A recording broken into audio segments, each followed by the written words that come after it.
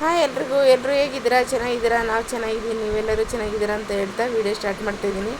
ಈರುಳ್ಳಿ ಕಷ್ಟಪಟ್ಟು ಹಚ್ತಾ ಇರೋದು ನೋಡಿ ನಮ್ಮ ಮನೆಯವ್ರು ಬಂದರು. ಈರುಳ್ಳಿ ಹಚ್ಕೊಡ್ತೀನಿ ಕೊಡು ಅಂತನ. ನಾವು ನೀ ಮನ್ಯಾಗ ನನಗೆ ಏನು ತಿಳ್ಕೊಂಡಾರ, ನನಗೇನು ಮಾಡಕ್ಕೆ ನಾನು ಎಡಗೈ ಹಿಂಗೆ ಕಟ್ ಮಾಡ್ತಾ ಇದ್ದಿದ್ದು ನೋಡೇ ಬಂದರು ಅವರು.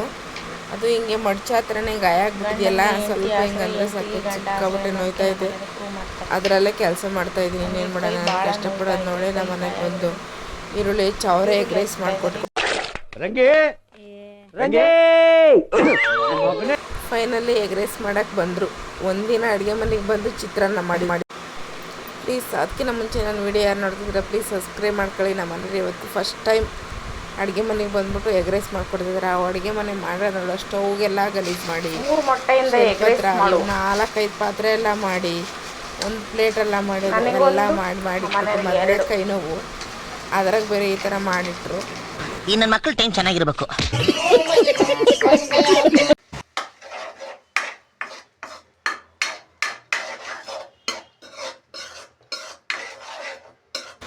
ಕೈ ಇವತ್ತು ಸ್ವಲ್ಪ ಕೆಲಸ ಮಾಡಿದೆ, ಬ್ಲೌಸ್ ಹೊಲ್ಕೊಂಡೆ. ಹಾಗಾಗಿ ಕೈ ಸಿಕ್ಕಾಬಿಟ್ಟು ನೋವಾಯಿತು. ಅದಕ್ಕೆ ನನಗೇನು ಮಾಡೋಕ್ಕಾಗಿ ಸುಮ್ಮನೆ ಕೂತಿದ್ದೆ. ಬರೋವ್ರಿಗೂ ಬಂದಾಗ ಸ್ವಲ್ಪ ಕಾಫಿ ಒಂದು ಮಾಡಿಕೊಟ್ಟೆ, ಟೀನ ಅಷ್ಟೇ. ಆಮೇಲೆ ಸುಮ್ಮನೆ ಕುತ್ಕೊಂಡಿದ್ದೆ, ಏನು ಮಾಡ್ತಾ ಇರಲಿಲ್ಲ. ಅದಕ್ಕೆ ಎಗ್ ರೈಸ್ ಮಾಡಿಕೊಡ್ತೀನಿ ತಗಾಯಿ, ಯಾಕೆ ಕೈ ನೋವು ಅಂತಿದೆಯಾ ನೀನು ಅಂತಂದು ಬಿಟ್ಟು ಮಾಡಿದರು. ಯಾರು ಇಲ್ದವ್ರಿಗೆ ನಾವು ಗಂಡ ಹೆಂಡ್ತಿಗೆ ಆಸರೆ ಆಗ್ಬೇಕು, ಹೆಂಡ್ತಿ ಗಂಡ ಆಸರೆ ಆಗ್ಬೇಕು. ಬೇರೆ ಯಾರ ಮೇಲೂ ಡಿಪೆಂಡ್ ಆಗಬಾರ್ದು ನಾವು ಅಷ್ಟೇ. ಅವರಿದ್ದಾರೆ ಇವರಿದ್ದಾರೆ ಅಂತಂದರೆ ಅವೆಲ್ಲ ಭ್ರಮೆ ಅಷ್ಟೇ. ನಮಗೆ ನಮ್ಮ ಮನೆಯವ್ರ ಆಸರೆ, ನಮ್ಮ ಮನೆಯವ್ರಿಗೆ ನಾನು ಆಸರೆ, ಅಷ್ಟು ಬಿಟ್ಟರೆ ಬೇರೆ ಯಾರೂ ಇಲ್ಲ. ಫೈನಲಿ ಎಗ್ ರೈಸ್ ಮಾಡಿಕೊಟ್ರು. ನೋಡೋಕ್ಕೆ ಸ್ವಲ್ಪ ಹೊರಡ ಥರ ಕಾಣಿಸ್ತಾರೆ, ಆದರೆ ಮನುಷ್ಯ ತುಂಬ ಒಳ್ಳೆಯವರು.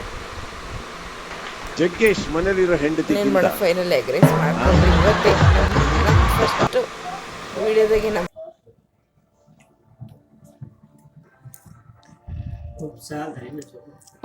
ಫಸ್ಟ್ ರೆಸಿಪಿ ಚೆನ್ನಾಗಿತ್ತು, ತುಂಬ ಟೇಸ್ಟಾಗಿತ್ತು. ಅದು ಹೆಂಗನ್ನ ಎಲ್ಲಿ ಪ್ರೀತಿಯಿಂದ ಮಾಡಿಕೊಟ್ರು ಅಂದರೆ ಅಷ್ಟೇ ತೃಪ್ತಿ ಆಗುತ್ತೆ.